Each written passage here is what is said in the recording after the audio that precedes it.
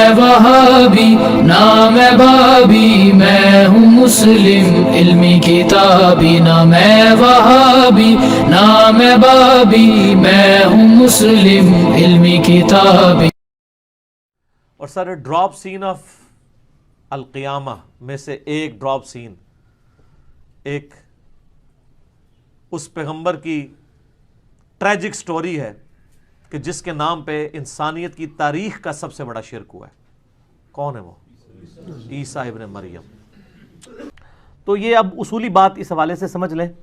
پہلی تو بات یہ ہے کہ as far as human dignity is concern, تو اس دنیا میں جتنے بھی لوگ آباد ہیں، ہیومن ڈگنیٹی میں آپ نے ان کی عزت کرنی ہے، چاہے وہ جیوز ہوں، کرسچنز ہوں، مسلمز ہوں، ہندو ہوں، بدھ مت کے رہنے والے لوگ ہوں، ان سب کے سب لوگوں کے ساتھ کھانا پینا بھی جائز ہے اگر کھانے والی چیز حلال ہو، ٹھیک ہے؟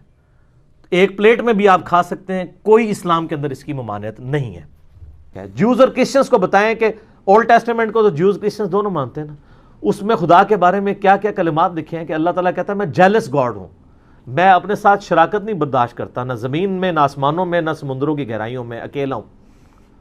تو جب وہ اکیلا ہے تو آپ جب اس طرح کی خدا نے بیٹا جنا، آپ اس طرح کی چیزیں کرسمس کے اوپر عام کریں گے اور شرکی ایکٹیویٹیز کریں گے تو پھر ہم آپ کو سپورٹ نہیں کر سکتے۔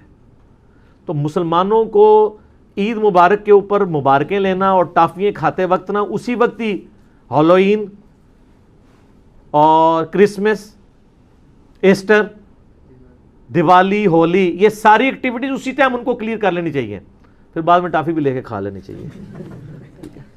تو پھر جب آپ بعد میں ان کو ٹافی نہیں دیں گے نا تو وہ کہیں گے کہ یار یہ اس لیے نہیں دے رہے۔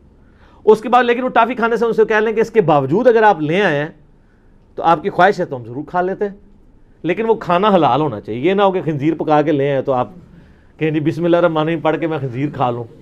خنزیر بسم اللہ کیا، پورا قرآن بھی اس پہ پڑھ دیں اور آ بھی رہے گا۔ اسی طریقے سے کرسچنس کے ہاں بھی یعنی کرسمس کا تہوار منایا جاتا ہے، اور بھی غیر مسلم کے ہاں تہوار منائے جاتے ہیں، اور خصوصاً جو لوگ دوسرے ملکوں کے اندر مقیم ہیں، ہمارے یورپ میں، امریکہ کے اندر، ان لوگوں کو زیادہ تر یہ ایشو ہوتا ہے کہ اب ظاہر ہے کہ وہ ایک ہی آفس میں کچھ ہندو کام کر رہے ہیں، کچھ کرسچنس کر رہے ہیں، کچھ مسلمز ہیں، وہ عید بھی وش کرتے ہیں، تو مسلمان اس وقت تو خیر مبارک بڑے شوق سے لے لیتے ہیں، اور جب کرسمس کی یا ہولی یا دیوالی کی باری آتی ہے اس وقت پھر ہمیں ہی میز کر رہے ہوتے ہیں کہ جناب کیا کیا جائے۔ اب رہا یہ ان کی مذہبی ایکٹیویٹیز کا تعلق، تو چونکہ یہ زیادہ تر مذہبی ایکٹیویٹیز شرک کے اوپر مبنی ہے، شرک کے ساتھ اسلام کو آپ کو پتہ ہے ایک خاص مزاج ہے، شرک is the most sensitive issue in the sight of Allah. Quran حکیم میں کم از کم 2 دفعہ یہ آیت ریپیٹ ہوئی ہے، سورہ النساء کے اندر 116 اور 48 نمبر، ان اللہ لا یغفر ان یشرک بہ ویغفر ما دون ذلک لمن یشاء، بے شک اللہ اس گناہ کو تو معاف نہیں کرے گا کہ کوئی اللہ کے ساتھ کسی قسم کا شرک کرے، اس کے علاوہ ہر گناہ معاف کر دے گا۔ دنیا میں جتنے بھی گناہ ہیں وہ شرک کی ہی درخت کے آپ سمجھ لیں شاخیں ہیں کسی نہ کسی فارم میں۔ سر بت پرستی کے اوپر اتنا شرک نہیں ہوا جتنا عیسیٰ علیہ السلام کے اوپر ہوا ہے۔ آج بھی بت پرست آپ بہت کھینچ تان کے کر لیں گے تو 90-95 کروڑ نکلیں گے، لیکن 2.25 ارب عیسائی جو اپنے آپ کو ایک آسمانی ریلیجن سے منسوب کر رہے ہیں، جیزس کرائسٹ کے ساتھ منسوب کر رہے ہیں، اس شخصیت کے ساتھ جس کو قرآن بھی کہتا ہے وجیہن فی الدنیا والآخرہ، کہ جو دنیا اور آخرت میں اللہ کے حضور وجاہت والے ہیں اور مقربین میں ہیں، جن کو اللہ تعالیٰ قرآن میں جگہ جگہ ان کی تعریف 25 دفعہ نام جن کا آیا ہے، جگہ جگہ تعریف آئی ہے کہ وہ اللہ کے اذن سے مردوں کو زندہ کرتے تھے، مادر ذات کوڑی اور جزام کے اور اس طرح کے جو مریض تھے ان کو شفا دیتے تھے اللہ کے اذن سے، اندھوں کو آنکھیں دے دیتے تھے اللہ کے اذن سے، مٹی کی مورت میں پھونک مارتے تھے وہ پرندہ بن جاتی تھی اللہ کے اذن سے، اور بغیر باپ کے اللہ نے پیدا کیا اور روح اللہ کہہ دیا، اللہ کی روح، اور کیا کیا تعریفی کلمات آئے ہیں، یہاں تک کہ ان پہ شرک کا الزام لگا۔ اللہ نے عیسائیوں کو جواب دیتے ہوئے حضرت عیسیٰ کی طرف سے صفائی پیش کی، لقد کفر الذین قالوا ان اللہ هو المسیح ابن مریم، وہ لوگ کفر کر رہے ہیں جو یہ کہہ رہے ہیں کہ عیسیٰ ابن مریم ہی اللہ ہے، وقال المسیح، جبکہ مسیح تو یہ کہا کرتے تھے یا بنی اسرائیل، اے اولاد یعقوب، اعبدوا اللہ ربی و ربکم، اسی رب کی عبادت کرو جو میرا بھی رب ہے تمہارا بھی رب ہے۔ انہ من یشرک باللہ فقد حرم اللہ علیہ الجنہ ومأواہ النار وما للظالمین من انصار، بے شک جو کوئی اللہ کے ساتھ شرک کرے گا اللہ نے ایسے شخص پہ جنت حرام کر دی ہے، اس کا ٹھکانہ دوزخ ہے، وہاں پہ اس کا کوئی مددگار نہیں ہوگا۔ جیزس کرائسٹ کا یہ خطبہ سورۃ المائدہ کی آیت نمبر 72 میں اللہ تعالیٰ نے حضرت عیسیٰ کی صفائی پیش کر دی ہے۔ پھر آیت نمبر 73 میں آگے جا کے اللہ فرمایا لقد کفر الذین قالوا ان اللہ هو ثالث ثلاثہ، اللہ تین میں سے ایک ہے، وہ بھی کافر ہیں، یعنی پروٹیسٹنٹ بھی کافر اور کیتھولک بھی کافر۔ پھر آگے چل کے سورۃ المائدہ کی آیت نمبر 75 میں کہا کہ عیسیٰ اور ان کی ماں کھانا کھایا کرتے تھے، ایسوں کو اپنا مشکل کشا حاجت روا ان کو معبود مانے ہوئے ہو جو نہ اپنے نفع کے مالک ہیں نہ نقصان کے، جبکہ اللہ ہے نفع اور نقصان کا مالک۔ پھر سورۃ المائدہ کی آیت نمبر 17 میں آیا اگر اللہ ارادہ کرے اللہ کا کوئی کیا بگاڑ لے گا اگر وہ عیسیٰ اس کی ماں اور سب لوگوں کو ہلاک کر دے۔ اور یہ معنی نبی علیہ السلام کے لیے بھی ہے قل ارأیتم ان اہلکنی اللہ ومن معی او رحمنا فمن یجیر الکافرین من عذاب علیم۔ سورۃ الملک، اے نبی تم فرماؤ اگر اللہ مجھے اور میرے صحابہ کو ہلاک کر دے تو ہم اس کے اوپر تو کوئی اختیار نہیں رکھتے، تو کافروں کو کون اللہ کے عذاب سے بچا سکتا ہے؟ اور جتنی دنیا میں نیکیاں ہیں وہ توحید کے شجرہ مبارکہ کی شاخیں ہیں۔ یہ جو مذہبی ایکٹیویٹیز ہیں دوسرے مذاہب کی، چاہے وہ جیوز کی ہوں، کرسچنز کی ہوں یا ہندوؤں کی ہوں، یہ زیادہ تر شرکی ایکٹیویٹیز ہیں۔ اب وہ شرکی ایکٹیویٹیز کے اندر مسلمان تو حصہ لے ہی نہیں سکتا۔ پھر کھانے پینے کا جو تعلق ہے، اگرچہ ان شرکی ایکٹیویٹیز کا کھانا پینا حلال بھی ہو، یعنی کوئی سبزی پکا کے لے آتا ہے، لیکن چونکہ وہ جس نام پر ہو رہی ہے نا وہ شرک والا معاملہ ہے، تو اس لیے اسلام اس کو انڈورس نہیں کرے گا۔ قرآن حکیم میں اگر آپ سورۃ المائدہ پڑھ کے دیکھیں نا تو غیر اللہ کے نام کا جو کھانا ہے اللہ کے علاوہ کسی اور کی تقرب کے لیے یا اس پہ غیر اللہ کا نام بولا گیا ہو، اعوذ باللہ من الشیطان الرجیم، آیت نمبر ہے 3 سورۃ المائدہ کی، اللہ تعالیٰ فرماتا ہے حرمت علیکم المیتہ، تمہارے لیے حرام کر دیا گیا ہے مردار، والدم، اور بہتا ہوا لہو، یعنی جو ذبح کے وقت جانور کا خون نکلتا ہے نا یہ خون ہے تو پاک ہے لیکن پینا حرام ہے۔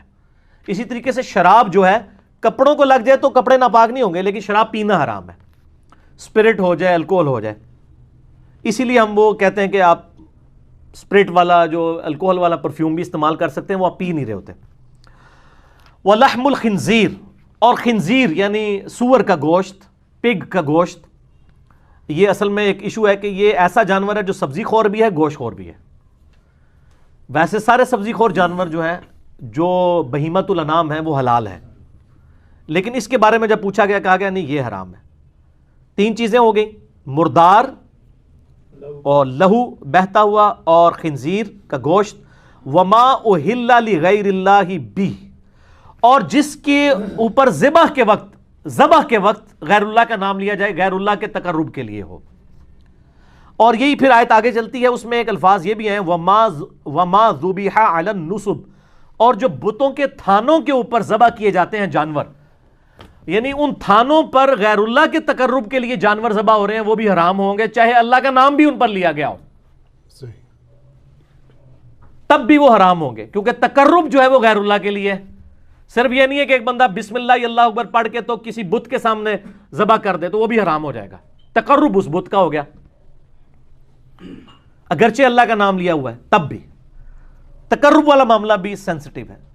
تو اسی طریقے سے اس طرح کی ایکٹیویٹیز کے جو کھانے پینے ہیں وہ اسلام میں حرام ہے۔ صحیح مسلم کے اندر حدیث موجود ہے، سیدنا علی رضی اللہ تعالیٰ عنہ سے کسی نے آ کے پوچھا کہ آپ نبی علیہ السلام کے اتنے قریبی ہیں، کیا آپ کو نبی صلی اللہ علیہ وآلہ وسلم نے کچھ خاص باتیں ایسی سکھائی ہیں جو باقی امت کو نہ بتائی ہوں؟ تو مولا علی نے کہا کہ نبی علیہ السلام نے وہی دین ہمیں بھی سکھایا جو پوری امت کو۔ ہاں جو فہم قرآن ہے وہ تو ظاہر ہے ہر مسلمان کا ایک حصہ ہے، اور پھر فرمایا اپنے تلوار کی نیام میں سے ایک صحیفہ نکالا اور کہا یہ نبی علیہ السلام نے ایک خاص صحیفہ ہمیں دیا ہے جس میں قیدیوں کے احکام لکھے ہوئے تھے، اگر کوئی مسلمان کو قتل کر دے اس کی کیا سزا ہے۔ ظاہر ہے نبی علیہ السلام کے بہاف پہ جنگ جمل صفین نہروان لڑنی تھی مولا علی نے، تو حضور نے ان کو بتا دیا کہ ان کے قیدیوں کے ساتھ تم نے کیا سلوک کرنا ہے۔ اور اس میں یہ عبارت بھی لکھی ہوئی تھی جو مدینے میں بدعت کو جاری کرے اس پہ اللہ کی لعنت، اللہ کے فرشتوں کی لعنت اور تمام لعنت کرنے والوں کی لعنت. یہ حدیث بخاری میں بھی ہے، لیکن مسلم والے طریق میں ایک اضافی ورڈ بھی ہے. وہ الفاظ یہ ہیں کہ جو غیر اللہ کے لیے ذبح کرے اس پہ اللہ کی لعنت. تو یہ تو خود ڈرا کرتے تھے.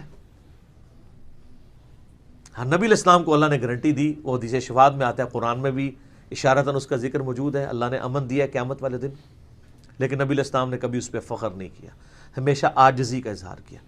تو وہ جو حضرت عیسیٰ علیہ السلام کا ڈراپ سین ہے نا سر، یہ چونکہ انبیاء کے حساب کا ذکر ہو، یہ سوال ہمارے پاس آئے اور ہم سورۃ المائدہ کے آخری رکوع کو ڈسکس نہ کریں. اوہ ہائے ہائے. قیامت والے دن اللہ تعالیٰ نے فرمایا کہ قیامت والے دن کیا ہوگا؟ وَإِذْ قَالَ اللَّهُ يَا عِيسَى ابْنَ مَرْيَمَ، اللہ فرمائے گا اے عیسیٰ ابن مریم. اچھا یہ ماضی کے سیغوں سے یہ واقعہ بیان ہو رہا ہے، حالانکہ ادھر مستقبل کا سیغہ ہونا چاہیے، لیکن میں ترجمہ کر رہا ہوں مستقبل کا. یہ عربی کا ٹیسٹ وہ لوگ فیل کر سکتے ہیں جو عربی کی زبان کو جانتے ہیں. عربی زبان میں خصوصاً قرآن کی ٹرمنالوجی کے اندر جب کسی بات پہ زور دینا ہوتا ہے نا تو اسے ماضی کے سیغے میں ایڈریس کیا جاتا ہے. ماضی تو ڈیفینیٹ ہوتا ہے نا، یعنی اگر میں کہوں کہ ذوالفقار علی بھٹو پاکستان کے پرائم منسٹر تھے تو یہ ڈیفینیٹ ہے، اور اگر میں کہوں کہ مولانا فضل الرحمان پرائم منسٹر تھے تو ڈیفینیٹ نہیں، پتہ نہیں بنتے ہیں نہیں بنتے. حالانکہ انہوں نے امریکنز کو 2-3 بار ریکویسٹ بھی کیے، سانو ہی آزما کے دیکھو. ہاں اچھا مستقبل میں ہو یا نہ ہو، یا ڈاکٹر تعلق قادری صاحب پاکستان کے پرائم منسٹر تھے یا ہوں گے، کوئی نہیں ڈیفینیٹلی کہہ سکتا. قرآن ماضی کے سیغوں میں اس لیے بات کرتا ہے کہ چونکہ یہ ڈیفینیٹ ہے کہ قیامت کا دن ہوگا، عدالت قائم ہوگی، حضرت عیسیٰ کے ساتھ اللہ تبارک و تعالیٰ یہ گفتگو کرے گا، لہذا سمجھو یہ ہو چکا. یہ جس طرح ماضی ڈیفینیٹ ہے نا، اسی طرح یہ بھی ڈیفینیٹ ہے کہ یہ ہو چکا. اب آپ کو سمجھ آئے گی. وَإِذْ قَالَ اللَّهُ يَا عِيسَى ابْنَ مَرْيَمَ، اور یاد کرو جب اللہ کہے گا اے عیسیٰ مریم کے بیٹے، أَأَنْتَ قُلْتَ لِلنَّاسِ اتَّخِذُونِي وَأُمِّيَ إِلَٰهَيْنِ مِن دُونِ اللَّهِ، کیا تو نے لوگوں سے کہا تھا کہ تجھے اور تیری ماں کو اللہ کو چھوڑ کے معبود مان لیں؟ یہ حساب ہو رہا ہے نا، حساب. تو اللہ کو نہیں پتا کہ عیسیٰ نے نہیں کہا ہوا. حضرت عیسیٰ کو چاہیے تھا یا اللہ تو نے تو قرآن میں نازل کر دیا ہوا ہے نا کہ میں تو ان سے یہی کہتا تھا تیری عبادت کرے. سر اللہ کو کون اتنے کانفیڈنس کے ساتھ جواب دے سکتا ہے؟ یہ آپ کے بابا ہی کہتے ہیں اسرائیل کو روح کھولی، یا اللہ میں اس وقت تک جنت میں نہیں جاؤں گا جب تک سارے مرید نہ لے جاؤں. مجھے لگتا ہے انہوں نے لے ہی جانے نے، پر کدھر اور. خوف خدا کرے. کیا تو نے کہا تھا؟ اب جو آپ دیکھیں، قال سبحانہ، کہیں گے اللہ تو پاک ہے، ما یکون لی ان اقول ما لیس لی بحق، میری کب یہ جرت ہے کہ جس چیز کا میں اہل ہی نہیں ہوں وہ کہہ دوں. ہوئے ہے ان کنت قلتہ، بالفرض اگر میں نے یہ ایسی کوئی بات کی ہوئی ہے، فقد علمتا، تو یا اللہ تجھے تو پتا ہوگا. ہوئے ہے تعلم ما فی نفسی، تو جانتا ہے جو میرے اندر بھی ہے، ولا اعلم ما فی نفسک، اور اے اللہ جو تیرے جی میں ہے وہ میں نہیں جانتا. یعنی مجھے نہیں پتا کہ یہ تو مجھ سے پوچھ رہا ہے اب آگے ہونے والا کیا ہے، میں ڈر گیا ہوں، مجھے نہیں پتا تیرے اندر کیا ہے، تو کیا فیصلہ کرنے والا ہے. یہ کون ہے؟ پیغمبر، عام پیغمبر نہیں، اولو العزم پیغمبر 5، محمد رسول اللہ، ابراہیم، نوح، موسیٰ، عیسیٰ علیہ السلام اجمعین. سورہ شورى نمبر 13. وہ کہہ رہے یا اللہ مجھے نہیں پتا تیرے دل میں کیا ہے، بہرحال میرے دل میں ہے، اگر میرے کہیں دل میں بھی یہ خواہش چھپی تھی نا کہ مجھے لوگ پوچھیں تو تیرے علم میں تو ہوگی. ہوئے انک انت علام الغیوب، بے شک غیب کا علم تو تیرے پاس ہے. آپ کہتے ہیں بابوں کے پاس ہے. حضرت عیسیٰ تو کہہ رہے یا اللہ یہ دل کا حال تو ہی جان سکتا ہے. ما قلت لہم الا ما امرتنی بہ، اللہ میں نے تو صرف ان سے اتنا ہی کہا تھا جو تو نے مجھے حکم دیا تھا، ان اعبدوا اللہ ربی و ربکم، عبادت کرو اس ایک اللہ کی جو تمہارا بھی رب ہے اور میرا بھی رب ہے. وَكُنْتُ عَلَيْهِمْ شَهِيدًا مَا دُمْتُ فِيهِمْ، اور اے اللہ جب تک میں ان میں موجود تھا ان پر گواہ تھا. فَلَمَّا تَوَفَّيْتَنِي، اور جب تو نے مجھے اٹھا لیا، كُنْتَ أَنْتَ الرَّقِيبَ عَلَيْهِمْ، پھر تو ہی ان کو دیکھ رہا تھا. اللہ اکبر. وَأَنْتَ عَلَى كُلِّ شَيْءٍ شَهِيدٌ، اور تو ہر چیز کے اوپر گواہ ہے، ان تعذبہم فانہم عبادک، اب اگر تو انہیں عذاب دے دے تو تیرے بندے ہیں، وَإِن تَغْفِرْ لَهُمْ فَإِنَّكَ أَنْتَ الْعَزِيزُ الْحَكِيمُ، اور اگر تو ان کو معاف ہی کر دے تو یا اللہ تو غالب ہے، حکمت والا، تجھے کون پوچھ سکتا ہے، تو معاف بھی کر دے۔ نا، شرک کی کوئی معافی نہیں۔ جواب سنیں اللہ کا، قال اللہ ھذا یوم ینفع الصادقین صدقہم، یہ آگے بھی آیات چلتی ہے، آج وہ دن ہے سچوں کو صرف سچا عقیدہ فائدہ دے گا، کوئی سفارش قبول نہیں ہوگی۔ سر یہ ہے عیسیٰ ابن مریم، اب آپ اپنے بابوں کو دیکھیں اور اس اتنے وجاہت والے پیغمبر کو دیکھیں۔ تو یہ جو ایکٹیویٹیز ہو رہی ہوتی ہیں، اب کرسمس کے اوپر ان کا عقیدہ ہے خدا نے بیٹا جنا، ہمارے نزدیک یہ شرک ہے۔ اب اس کے اوپر جو کھانا آئے گا وہ حلال بھی آ رہا ہوگا تو تقرب کسی اور کا ہوگا، اس لیے اس سے بچنا ہوگا۔ اور آپ لوگوں کو ایجوکیٹ کریں، ان سے نفرت نہ کریں، ان کو بتائیں کہ بھئی ہم گاڈ اورینٹڈ ہیں، آپ کی کتابوں میں بھی شرک حرام ہے، ہم ان ایکٹیویٹیز کو اس لیے سپورٹ نہیں کرتے کہ اس میں شرک ہے۔ اگر آپ شرک چھوڑ دیں اور شرک کے بغیر آپ کرسمس کے بارے میں کوئی صحیح عقیدہ رکھ لیں، حضرت عیسیٰ علیہ السلام کی پیدائش کے دن کو ایک انسان کی پیدائش کا دن سمجھیں، تو اس پہ آپ ہمیں کوئی لنگر بھی لا کے دے دیں اللہ کے نام کا، ہم کھا لیں گے، کوئی مسئلہ نہیں ہے، ہمیں کوئی چڑ نہیں ہے۔ ہندوؤں میں بھی اگر آپ دیکھیں، جو آریہ سماج کے لوگ ہیں، یعنی وہ تو بالکل یعنی اورینٹڈ ون گاڈ کے گرد ہیں، وہ تو یعنی ان کی کتابوں میں بھی خدا کا اسٹیچو بنانا، بت بنانا، تصویر بنانا حرام ہے۔ اور ڈاکٹر ذاکر نائک نے پوری ویڈیو ریکارڈ کرائی ہے نا، سملیرٹیز بٹوین ہندوازم اینڈ اسلام، اردو میں بھی ہے اور انگلش میں بھی، آپ دیکھیں کہ ان کی کتابوں میں کس طرح کی توحید موجود ہے۔ تو ہندوؤں نے اگر اپنی توحید چھوڑ دی اور شرک اڈاپٹ کر لیے تو ان کو بتایا جائے بھی آپ کی کتابوں میں تو یہ توحید لکھی ہے، ہم تو آپ کی کتابوں کی توحید کی وجہ سے آپ کے اس کھانے سے اوائڈ کر رہے ہیں۔ یہ جواب دیں، قرآن سے بعد میں دیں، تعالوا الی کلمۃ سواء بیننا وبینکم، آؤ اس بات پہ اکٹھے ہو جائیں جو تم میں اور ہم میں کامن ہے، سورہ آل عمران آیت نمبر 64۔ تو ہندوؤں کو ان کی کتابوں کا ریفرنس دیں، عیسائیوں کو ان کی کتابوں کا۔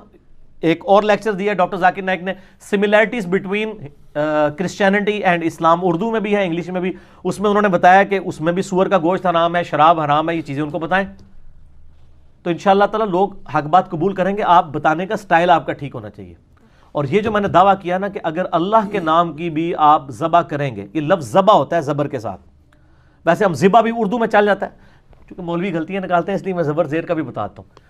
آپ اللہ کے نام کا بھی اگر ذبح کریں گے کسی تھان کے اوپر جا کے تب بھی حرام ہوگا، کسی مزار کے اوپر جا کے، چاہے وہ بابا گرو نانک کا مزار ہو یا کسی مسلمان کا مزار ہو، وہ حرام ہو جائے گا، کیونکہ یہ نبی الاسلام کی مخالفت میں ہے۔ صحیح مسلم میں حدیث ہے، میں تمہیں منع کرتا ہوں قبروں پر عمارتیں بنانے سے، قبروں کو پکا کرنے پہ اور ان پہ بیٹھنے سے، لائیو بیٹھنا بھی حرام ہے، مجاور بن کے بھی بیٹھنا۔ جو نبی علیہ السلام کی مخالفت پہ چیزیں بنی ہیں ان تھانوں کے اوپر، چاہے وہ ہندوؤں کے ہوں، سکھوں کے ہوں یا مسلمانوں کے ہوں، وہاں پہ اللہ کے نام کا ذبیحہ بھی حرام ہوگا کھانا۔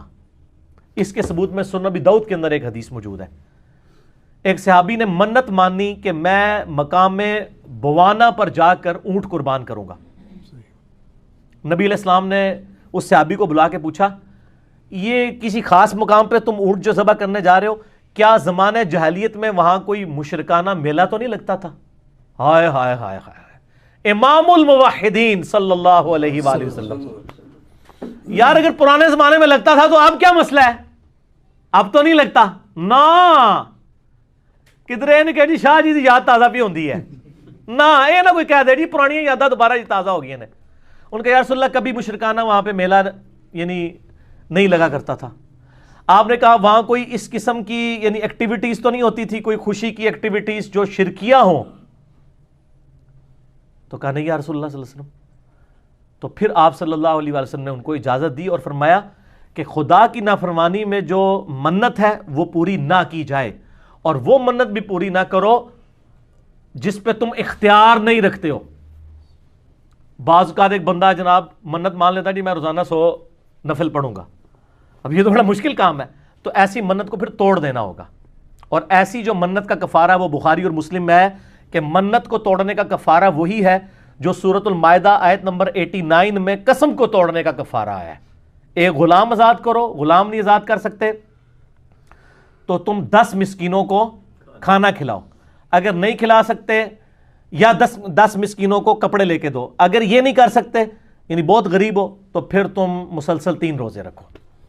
یہی کفارہ ہے منت توڑنے کا بھی، منت آپ توڑ بھی سکتے ہیں، اور قسم توڑنے کا بھی۔ تو نبی علیہ السلام نے فرمایا جس پہ تمہارا اختیار نہیں، جو مشکل ہو جائے، تمہارے بس سے باہر ہو جائے، وہ بھی منت پوری نہ کرو، اور اللہ کی نافرمانی میں بھی اپنی اس منت کو پورا مت کرو۔ اور جہاں تک تعلق ہے نا مشابہت اختیار کرنے کا، وہ ابو داؤد میں حدیث ہے جس نے جس قوم کے اندر مشابہت کی وہ اسی قوم میں شمار کیا جائے گا۔ یعنی اگر کوئی ریلیجس ایکٹیویٹیز میں حصہ لیتا ہے نا ہندوؤں کی، تو اللہ اور اس کے رسول کے ہاں وہ ہندو شمار کیا جائے گا، چاہے وہ مسلمان بھی ہو، اس کی داڑھی بھی ہو۔ یہ بڑا سینسٹیو ایشو ہے۔ بے شک جس قوم کی مشابہت، یعنی مذہبی مشابہت، یہ نہیں ہے کہ آپ نے ٹائی پہن لی ہے تو یہ مذہبی مشابہت ہے، اور ٹائی کو سلیب کے ساتھ جوڑتے ہیں۔ اور یار سلیب کے ساتھ ہوتا تو ویٹیکن سٹی میں بیٹھا ہوا پاپ جو ہے وہ بھی ٹائی لگا کے رکھتا، اس نے تو کبھی ٹائی نہیں پہنی، اس نے سلیب ہی لٹکائی ہوتی ہے۔ سلیب نہیں، یہ ٹائی تو مسلمانوں کی ایجاد ہے، خلیفہ ہارون رشید کے دور کے اندر یعنی یہ معاملات چلے ہیں، یہ کوئی مذہبی ان کا سمبل نہیں ہے۔ آج ہندو بھی ٹائی پہنتا ہے، آج مسلمان بھی پہنتا ہے، سکھ بھی پہنتا ہے، عیسائی بھی، یہ مذہبی نہیں ہے۔ مذہبی مشابہت حرام ہے، تو ٹائی پینٹ کوٹ کے اندر، پینٹ شرٹ کے اندر سارا وہ گھسا دیتے ہیں، کہتے ہیں یہ آپ ان میں سے اٹھائے جائیں گے۔ اور انہی مولانا صاحب کو پوچھیں کہ آپ کے جیب میں جو مرید نے 40,000 روپے کا مفت آپ کو 76 موبائل گفٹ کیا ہوا ہے، 76 موبائل میں ذرا اس کو جوک کے طور پہ کہتا ہوں، اتنا لمبا موبائل جو سمارٹ فون ہے، یہ کافروں کا نہیں بنایا ہوا، یہ مشابہت نہیں ہوگی؟ کہتے ہیں نہیں اس کی نہیں ہوگی مشابہت۔ وہ کہتے ہیں دیکھیں کوئی مذہبی ایکٹیویٹی تو نہیں ہے نا، تو سر پینٹ شرٹ کون سی مذہبی ایکٹیویٹی ہو گئی ہے؟ مذہبی ایکٹیویٹی، کوئی شخص گلے میں سلیب لٹکا لے، ماتھے پہ سندور لگا لے، ہاتھ میں راکھی باندھ لے، یا سکھوں والا کڑا پہن لے، ٹھیک ہے، جو مذہبی ایکٹیویٹی ہو، مذہبی ایکٹیویٹی کو فالو کرنا اس قوم میں شمار ہوگا۔ اس طریقے سے ہولی، دیوالی اور یہ آپ کی کرسمس ہے، یہ چونکہ مذہبی ایکٹیویٹیز ہیں، ان کو آپ نے اوائڈ کرنا ہے، لیکن اخلاقیات کے دائرے میں، بدتمیزی نہیں کرنی، اور ان کو اپنا سینسٹیو ایشو بتانا ہے ان کی کتابوں سے کہ تم تو اپنے دین کو فالو نہیں کر رہے، تمہارے دین کو بھی ہم ہی فالو کر رہے ہیں، اور ہم اپنے دین کو بھی فالو کر رہے ہیں۔ قرآن سے نا ان کو بتائیں، سب سے پہلے ان کو تعالوا الی کلمۃ سواء بیننا و بینکم، ان کو بتائیں کہ خدا کے ساتھ آپ کی کمٹمنٹ ہونی چاہیے۔ ہم چونکہ مسلمان خدا اورینٹڈ ہیں، اس لیے ہم ہولی، دیوالی یا کرسمس کے اوپر جو آپ وش کرتے ہیں، یہ چونکہ شرکی ایکٹیویٹیز ہے، اس لیے ہم آپ وش نہیں، آپ اس کے علاوہ وش کریں۔ اگر کوئی انڈیا کی ٹیم کبھی کرکٹ میچ جیتتی ہے تو آپ خوشی میں ٹافیاں بانٹتے ہیں، تو مسلمان بھی کھا لیں گے، کوئی مسئلہ نہیں ہے، ٹھیک ہوگا، ہمیں کوئی اعتراض نہیں ہوگا، یہ مذہبی ایکٹیویٹی نہیں ہوگی۔ ونس جب آپ مذہبی ایکٹیویٹی کریں گے، کفار کے ساتھ مشابہت ہوگی، وہ بڑا پھر سینسٹیو ایشو ہو جائے گا، اس لیے اس کو آپ نے اوائڈ کرنا ہے۔ اس کو اوائڈ کرنے کا طریقہ بھی میں نے بتا دیا، خالی میں لاہور دا راہ نہیں دسیا، لاہور جانے کا کرایہ بھی دے دیا، صرف راستہ نہیں بتایا آپ کو کہ اس طریقے سے اس ایشو کو غیر مسلم ملکوں میں رہنے والے لوگ ٹیکل کریں۔ ہندو کوئی کہ ان کو کہ آپ کی کتابوں میں شرک غلط لکھا ہوا ہے، غیر اللہ کے نام کی نیاز نہیں ہو سکتی، کرسچنس کو بھی بتائیں اور کہیں کہ یہ آپ اپنی کتابوں پہ نہیں چل رہے، دیکھو ہم مسلمان آپ کی کتابوں پہ آپ سے بڑھ کر چل رہے ہیں، آپ بھی ان چیزوں کو دیکھیں، ٹھیک ہو؟ ٹھیک۔ آپ کا جب کوئی مردہ مر جاتا ہے انڈیا، پاکستان، بنگلہ دیش کے اندر، تو یہ جو آپ جمعراتیں بھجوا رہے ہوتے ہیں مولویوں کو اور شبراتیں منا رہے ہوتے ہیں، تو یہ مسلمانوں کا ہیلوئین ہوتا ہے نا۔ وہ کیا کہتے ہیں، روحیں آتی ہیں گھر میں، باقاعدہ، یعنی اس کے اوپر ڈرامے بنے ہوئے ہیں، کہتے ہیں کبوتر کی شکل میں روح آ گئی، کبھی کسی شکل میں آ گئی۔ اور شیعہ کے ہاں تو یہ بہت زیادہ رواج ہے، اہل سنت میں کم ہے لیکن شیعہ میں بہت زیادہ ہے، وہ کہتے ہیں آتی ہے۔ تو ہیلوئین تو ادھر بھی چل رہا ہے، لیکن ظاہر ہے کہ اس ہیلوئین کو میں اس کے ساتھ کمپیئر نہیں کروں گا، وہ تو بالکل شرکی عقیدہ ہے، اس کو ہم زیادہ بدعت کہیں گے جو مسلمانوں کے یہاں پایا جاتا ہے۔ ان کا تو باقاعدہ یعنی یہ عقیدہ ہے کہ آسمان سے جنات اترتے ہیں، وہ شیاطین کی مدد حاصل کرتے ہیں، وہ کہتے ہیں بری روحیں بھی، مختلف اس کے فارمیٹس ایگزسٹ کرتے ہیں، وہ کہتے ہیں جی بری روحیں بھی اترتی ہیں اس دن، اچھی روحیں بھی، مرے ہوئے لوگوں کی وہ اپنے گھروں میں آتی ہیں، اور کہتے ہیں وہ بری روحیں جو ہیں ان سے خطرہ ہوتا ہے، تو اس کے لیے وہ کدو استعمال کرتے ہیں، کدوؤں کو نا وہ اندر سے ہالو کر کے نا اس کے اندر وہ شمع روشن کرتے ہیں۔ آپ یہ ہیلوئین لکھیں نا جا کے اس پہ یوٹیوب پہ، تو آپ کو ویڈیوز بھی مل جائیں گی اور گوگل پہ تصویریں بھی امیجز کے اندر جا کے مل جائیں گی۔ تو وہ اپنے گھروں کے جو لانز ہیں اس کے اندر رکھ دیتے ہیں رات کے وقت، کہ اگر کوئی وہ بڑی ڈرونی ڈرونی شکلیں بنا کے، اسی سے انہوں نے وہ ماسک بھی ڈرونے ڈرونے پہن کے، اب وہ ہاں وہ کسٹیومز وہ انہوں نے، اب وہ اس کی ماڈرن فارم آ چکی ہے، اب تو خیر اس کے پیچھے عقیدہ رہا ہے یا نہیں رہا، اب وہ ایک خوشی کا ایک ذریعہ انہوں نے بنایا ہے، ورنہ اگر آپ اس کی بنیاد دیکھیں کچھ اور تھی، کرتے کرتے یہاں تک پہنچ چکی ہے۔ وہ ڈرونی ڈرونی شکلیں بناتے ہیں ایک دوسرے کے ساتھ، وہ انجوائے کرتے ہیں، ظاہر ہے جب سب زندگی میں گاڈ نہیں ہوگا، پھر آپ کو اپنے آپ کو خوش رکھنے کے لیے کبھی ہالی ووڈ کی فلمیں دیکھنی پڑیں گی، کبھی اولمپکس دیکھنے پڑیں گے، کبھی ورلڈ کپ فٹ بال کے دیکھنے پڑ جائیں گے. تو ٹائم خدا ہی وہ ہستی ہے جس کے ساتھ وقت گزارا جا سکتا ہے، ورنہ زندگی بہت لمبی ہے، خدا کے بغیر گزر نہیں سکتی. اور اگر خدا کے ساتھ ہو تو یہ زندگی بڑی مختصر ہے. کئی زندگیاں بھی انسان اللہ کے لیے کمٹمنٹ کے ساتھ گزار دے، اس کا حق نہیں ادا کر سکتا. ٹھیک ہے، تو یہ ہیلوئین یا اس طرح کے ہالوئین اور یہ دوسرے قسم کے جو تہوار ہیں، یہ خدا سے دوری کی وجہ سے نا، تو اس میں بعض کا شرکیہ چیزیں بھی انوالو ہو جاتی ہیں. وہ کہتے ہیں کہ جی ان کا یہ بھی عقیدہ ہے، یعنی کہ وہ شیطان سے مدد مانگتے ہیں. شیاطین چونکہ وہ آگ سے بنے ہوئے ہیں تو وہ آگ کو دیکھتے ہیں تو وہ ان گھروں پہ حملہ نہیں کرتے، سیٹسفائی ہو جاتے ہیں کہ یہ ہماری آگ کے پجاری ہیں، آگ کے ماننے والے ہیں. تو شیطان ان سے بڑا خوش ہو جاتا ہے اور پھر وہ شیاطین اور جنات واپس چلے جاتے ہیں. کئی ایک چیزیں وابستہ ہیں. تو اس میں آپ کسی کو ہیپی کرسمس یا اس طرح کی باتیں مت بولیں، لیکن ساتھ ہی ساتھ یہ جب آپ عید مبارکیں وصول کر رہے ہوتے ہیں نا غیر مسلم سے، اس وقت بھی ذرا چیزیں نوٹ کیا کریں. تو اس کا پھر بڑا ایک حکمت کے ساتھ چلنا پڑے گا. اگر آپ کو تو اس آزمائش سے نہیں گزرنا پڑ رہا. یورپ امریکہ میں ایک ہی دفتر میں ہندو بھی کام کرتے ہیں، کرسچنز بھی، جیوز بھی، مسلمز بھی. وہاں اگر مسلمانوں کو عید مبارک پہ ہندو لا کے کھانے کھلا رہے ہیں، ان میں ٹافیاں بانٹ رہے ہیں، تو سر ہولی دیوالی پہ پھر ان کو بھی بانٹنی پڑیں گی. تو اس کا طریقہ یہ ہے کہ آپ ذہن سازی کریں، ان کو بتائیں. جب آپ کو عید پہ ٹافیاں دے رہے ہو نا تو آپ ان کو بتائیں یہ ہم عید کی ٹافیاں آپ سے اس طرح نہیں لیں گے، ہم اس کو جائز سمجھتے ہیں، لیکن اس امید پہ نہیں کہ کل کو آپ کی ایکٹیویٹی آئے گی تو ہم بھی یہ ٹافیاں دیں گے. اس لیے کہ اسلام کا ایک بنیادی مزاج ہے وہ توحید کے حوالے سے. شرک is the most sensitive issue in the sight of Allah. ہم کسی بھی شرکیہ ایکٹیویٹی کو سپورٹ نہیں کر سکتے. یہ ہمارے ریلیجن کی بنیاد ہے، ہمارا اور گاڈ کا معاملہ ہے. ان کو یہ بتائیں یہ ہمارا ذاتی نہیں ہے. ہندوؤں کی جو کتابیں ہیں، آریہ سماج کے لوگوں کی ذرا کتابیں آپ پڑھ کے دیکھیں تو آپ کو اسی طرح کی توحید ملے گی جس طرح کی قرآن میں ہے، کہ خدا کا کوئی اسٹیچو نہیں ہے، کوئی امیج نہیں ہے، کوئی تصویر نہیں ہے، وہ اکیلا ہے، وہ ایک ہے. ایون یہ عام ہندوؤں سے بھی پوچھیں، بھگوان وہ کہیں گے ایک ہے. کہ یہ کیا ہے؟ وہ کہتے ہیں یہ ہم نے صرف کنسنٹریشن کے لیے بت رکھے ہوئے، خدا تو ایک ہی ہے. پی کے فلم میں بھی آپ دیکھ لیں نا، اوپر وہ بھگوان کے گرد ساری بات. کوئی بھگوان کہہ دے گا، کوئی اسے گاڈ کہہ دے گا، کوئی اللہ کہہ دے گا، کوئی اسے سپر نیچرل ایجنسی کہہ دے گا، سپریم بینگ کہہ دے گا، سائنٹسٹ. تو ایک خدا کو تو مانتے ہیں. ٹھیک ہے، اس کا مطلب ہے کہ جو بدعقیدگیاں ہیں، برے اعمال ہیں، وہ بسم اللہ دروشی پڑھنے سے پاک نہیں ہوتے. برائی برائی رہے گی، ورنہ قرآن پڑھنے سے خنزیر کا گوشت تو پاک ہو جاتا نہیں ہوتا. کیسی پیاری بات آئی دماغ کے اندر. ٹھیک ہے نا، ہر چیز کا اصول ہے. وہ غامدی صاحب ایک دفعہ ٹی وی پہ بیٹھے ہوئے تھے نا، 3-4 سال پہلے کی بات ہے کہ وہ تقی عثمانی صاحب دیوبند کے مفتی اعظم، انہوں نے کہا جی ہمارے ایک جاننے والے بزرگ ہیں، ان کے آگے سے جاننے والے بزرگ ہیں، انہوں نے خواب میں نبی اسلام کو دیکھا ہے، یہ چین ہے فلاں فلاں فلاں. اور انہوں نے کہا ہے پاکستان پہ برا وقت آنے والا ہے. پاکستان پہ اچھا وقت آیا کب ہے؟ ایک برا وقت گزرتا ہے، اس سے اگلا برا وقت آ جاتا ہے. اچھا تو یہ کہانی ویسے ہی بک جاتی ہے. مننا گے تاں یہ اچھا وقت کی کو پریڈکشن کر کے دسو، برے وقت کی تو آپ مجھ سے لے لیں. مجھے تو ابھی بھی کوئی اچھا وقت نظر نہیں آ رہا مستقبل قریب میں. ٹھیک ہے، لیکن پھر بھی 5 سال گورنمنٹ کو پورے کرنے چاہیے. میں ہٹانے کے حق میں نہیں ہوں. 5 دفعہ اسمبلی اپنی مدت پوری کریں، انشاءاللہ پھر وقت اچھا آئے گا.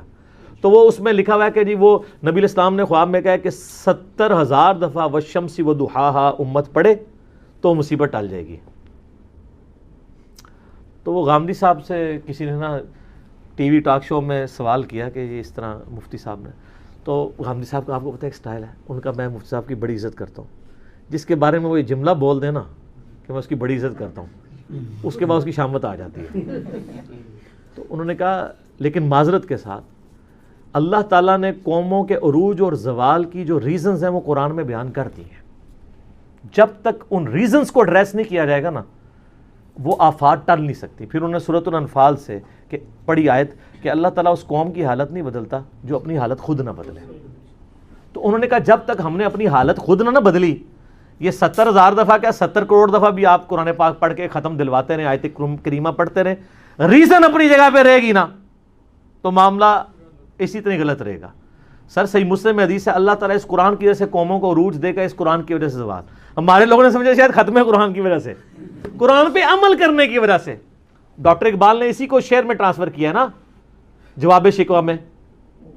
وہ معزز تھے زمانے میں مسلمان ہو کر اور تم خار ہوئے تارک قرآن ہو کر. یہ اسی مسلم کی حدیث کی ٹرانسلیشن ہے.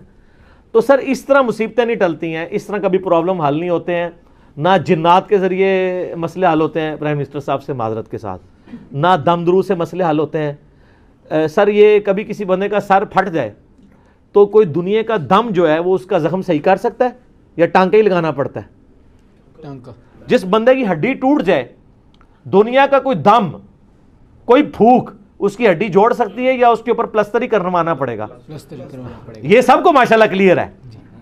اور باقی معاملات کے اندر آپ ان چکروں میں پڑ جاتے ہیں.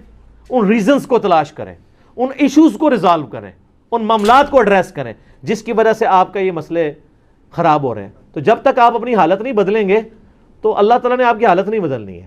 اللہ کو کیا پرواہ ہے سر؟ بخاری میں حدیث ہے قرب قیامت میں ایک کالا حبشی پتلی ٹانگوں والا کعبے کی اینٹ سے اینٹ پہنچا دے گا. وہ ایک دفعہ ابراہ کے لشکر کو اللہ نے کیا ہے, اس کے بعد یزید کے دور میں بھی خانہ کعبے کے اوپر چڑھائی ہوئی ہے, اللہ نے کچھ نہیں کیا. دنیا بقدر ایفرٹ ہے. تو ایشوز کی بنیاد میں جانا چاہیے, اور یہ کہنا نہیں فلاں بزرگ کو خواب ہے یہ کر لو تو یہ ہو جائے گا. سر یہ کرنے سے کچھ بھی نہیں ہوتا.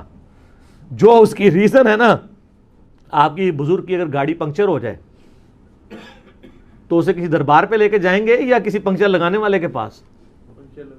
کیونکہ ایک نیچرل پروسیس ہے. اس سے بھی بڑھ کے آپ بیمار ہوتے ہیں تو آپ کے گھر والے آپ کو اٹھا کے مزاروں پہ بزرگوں کے پاس لے جاتے ہیں, اور بزرگ جب بیمار ہو جاتے ہیں ان کو اٹھا کے آغا خان لے جاتے ہیں, شفا انٹرنیشنل لے جاتے ہیں. وہ افورڈ کر سکتے ہیں نا. ان کو کیوں نہیں کسی مزار پہ لے کے جاتے کہ روحانی آپریشن ہو جائے ان کا؟ اور روحانی آپریشن بھی یہ آپ کا بائی پاس ہی کرتے ہیں. ختنہ نہیں کو بزرگ کر سکتا. میرا چیلنج ہے, ختنہ نظر آ جائے گا. میں نے بتایا نا فیصلہ آباد میں ایک بھائی تھا, وہ ایک بزرگ بڑا روحانی آپریشن کا وہ دعویٰ کیا کرتے تھے. وہ اٹھا کے بچہ اپنا لے کے ان کا, تو بائی پاس کرتا ہے, وہ تو بہت بڑا یہ نہیں آپریشن ہے. بائی پاس میں تو یہاں گرائنڈر چل کے پسلیوں کو 2 ٹکڑے کر کے پسلیاں یوں کر کے دل باہر نکال کے مشین پہ چڑھایا جاتا ہے, پھر بائی پاس کیا جاتا ہے. جو اتنا مشکل روحانی آپریشن کر لیتا ہے تو ختنہ تو پھر کچھ بھی نہیں ہے, تو ایک بلیڈ ہی مارنا ہے. انہوں نے کہا ختنہ کر رہے ہیں. خطرہ نہیں ہوتا کیوں, میری روزی تو مگر پہ گیا. کہانی ہے. وہ کتنے لوگ ہیں یار, ایک نہیں ہے, ہر گلی کے اندر اس طرح کے لوگ جو ہیں وہ پھر رہے ہیں. تو میں وہ پھر اقرار الحسن کو کہوں گا ویل ڈن, مجاہد بندہ ہے. سید اقرار الحسن واقعی حسینی ہے, سید ہونے کا حق ادا کر رہا ہے. اس حوالے سے ٹھیک ہوگا جی. نہ میں وہابی نہ میں بابی, میں ہوں مسلم علمی کتابی. نہ میں وہابی نہ میں بابی, میں ہوں مسلم علمی کتابی.